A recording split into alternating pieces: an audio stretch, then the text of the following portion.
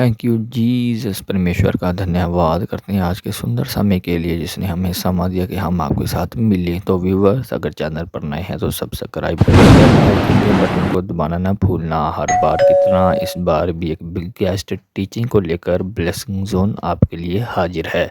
तो चलते हैं वचन की ओर, लेट्स गो। पहला लहू जो परमेश्वर के बदन से बहा वो था उसके माथे का लहू। क्योंकि वचन इस प्रकार कहता है कि जब वो गतसमनी बाग में था तो बाइबल कहती है कि परमेश्वर जब बहुत ही इंटेंस प्रेयर कर रहे थे, वो प्रेयर इतनी इंटेंस थी और इतनी ज़्यादा कठिन थी और इतनी ज़्यादा उसमें वो सम्मिलित हो गए थे कि बाइबल कहती है कि परमेश्वर के ब्लड वेसल से उसकी जो नाड़ियाँ थी उसमें से लहू निकलकर उसके पसीने के साथ मिलकर माथे से टपक रहा था। वो पहला लहू था जो परमेश्वर ने बहाया था। माथे से जो लहू बहा उसका मतलब क्या है? उसका मतलब यह है कि इंसान जो था, आदम जो था, अपनी इच्छा को, अपनी विल को परमेश्वर के सामने समर्पित नहीं कर पाया।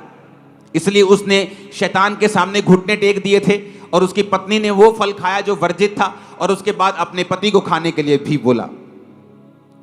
और जब शैतान ने इंसान को गिरा दिया और उसने अपनी इच्छा को परमेश्वर के सामने नहीं बल्कि शैतान के सामने समर्पित कर दिया, इसलिए जब उस माथे से परमेश्वर का ब्लड निकला तो वो इसलिए था कि जब इस ब्लड के ऊपर विश्वास किया जाएगा तो इंसान अपनी इच्छा को परमेश्वर को सौंप देगा और परमेश्वर के सामने समर्पित हो जाएगा और शैतान का उसके ऊपर से सारा अधिकार मिट जाएगा।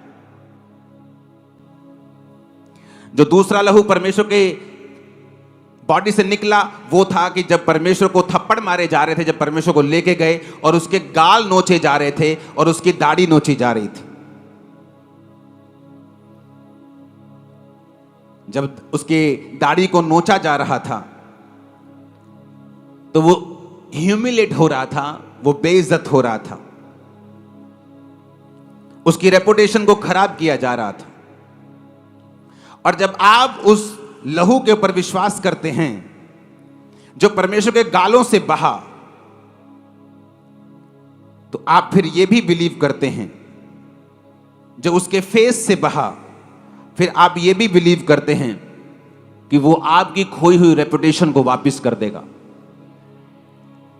आपकी कर्जे ने रेपुटेशन खराब कर दी, आपकी पास्ट लाइफ ने आपकी रेपुटेशन खराब कर दी, आपका नाम खराब कर दिया, आपको बेइज्जत हुआ, आपकी लाइफ में बेइज्जती ही बेइज्जती रही, रिजेक्शन ही रिजेक्शन रही। जब आप जीसस क्राइस्ट के उस सीन को याद करेंगे जो यशायाह 50:6 में लिखा है कि अपमानित होने और थूकने से उसने अपना मुंह नहीं छुपाया और कल गाल नोचने वालों को उसने अपने गाल दिए। ये जब यीशु मसीह के कोड़े मारे गए और बाइबल कहती जो लहू कोड़ों से निकला वो तुम्हारी चंगाई के लिए था, जो लहू माथे से निकला वो किसी और मकसद के लिए था, जो लहू दाढ़ी से निकला वो किसी और मकसद के लिए था। हालेलुया, ऊंची आवाज में हालेलुया। इसलिए मैंने कहा था आज कोई मिस नहीं करेगा, क्योंकि आज आप डिक्लेरेशंस के नीचे इस भोज को ले गए और लाइफ सेम नहीं है। माय ब्रदर, माय सिस्टर, आज से लाइफ चेंज नहीं है, तुम ऑलरेडी बदल चुके हो ब्लेसिंग के नीचे। Hallelujah, hallelujah. इसलिए शायद 53:5 में लिखा है, इसलिए उसी कोड़े खाने से हम चंगे हुए हैं। हमारे अपराधों के कारण वो घायल किया गया, हमारे अधर्म के कामों के कारण कुचला गया, हमारी शांति के लिए उस पर ताड़ना पड़ी कि उसके कोड़े खाने से हम चंगे हो जाएं। उसके कोड़े खाने से भी ब्लड निकला, जो ब्लड उसके कोड़ों से निकला वो हमारी हीलिंग के लिए था। वो हीलिंग जो मुझे मिली, वो हीलिंग जो जलंधर के सबसे पहले डॉक्टर्स भी नहीं कर पाए थे। जलंधर के सबसे ओल्ड डॉक्टर्स नाम है जिनका। फिर एक ब्लड निकला परमेश्वर के कांटों के ताज से। परमेश्वर के जब कांटों का ताज डाला गया तो बाइबल कहती है उसमें से ब्लड निकला। क्यों निकला कांटों का ताज? क्योंकि वो कांटों का ताज आपके लिए और मेरे लिए था। ताज डाला जाता है राजा को, ताज डाला जाता है जब एक राजे की राजपोशी की जाती है, जब एक राजा जीतता है ताज उसको डाला जाता है। वो ताज अपने लिए तो वो ये सोच के डाल रहे थे कि हम यीशु मसीह की बेइज्जती कर रहे हैं, लेकिन यीशु मसीह ये ताज को इस तरह से ले रहा था कि मैं जीत रहा हूं शैतान के किंगडम के खिलाफ। और जो कोई व्यक्ति इस कांटों के ताज के बहे हुए लहू पर विश्वास करेगा, वो शैतान के राज्य के ऊपर जीत प्राप्त करेगा। उसके घराने के ऊपर शैतान का कभी राज ना होगा, जादू टोने का कभी भी राज ना होगा। उसके मन पे, उसके दिमाग पे, उसके बच्चों पे शैतान कभी राज ना करने पाएगा। ये वो लहू था जो परमेश्वर के थ्रोन से, ये परमेश्वर के जो कांटों का ताज था उससे बहा था। परमेश्वर का लहू उससे बहा ताकि हमारा माइंड जो है वो परमेश्वर के जैसा हो जाए।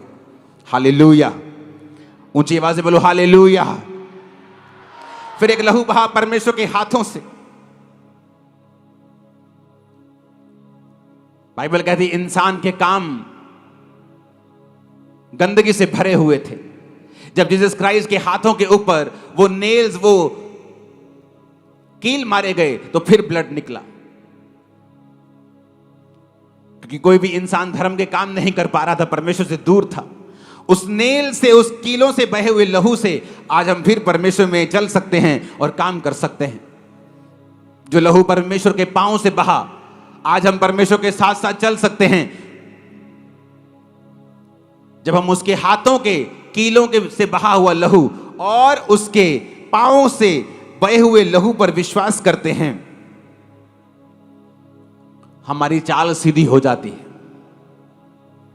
मान लीजिए आप जब घर जाते हैं, शैतान आप पर अटैक करता है, आपकी सोच के ऊपर अटैक करता है, आप चाहते हुए भी सीधा नहीं चल पाते।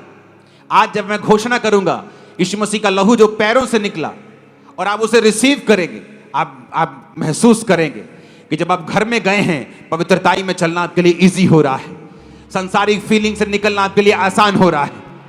और आमीन, मेरे को ऊंचे वाला चाहिए। हालेलुया, हालेलुया, ऊंची आवाज में हालेलुया बोलो फिर से। आमीन। एक लहू निकला परमेश्वर के बर्छी से, जो बर्छी मारी गई थी, परमेश्वर के हार्ट को, परमेश्वर के जो बर्छी मारी गई परमेश्वर के दिल तक पहुंच गई थी, इसलिए लिखा उसमें से लहू और पानी निकला था।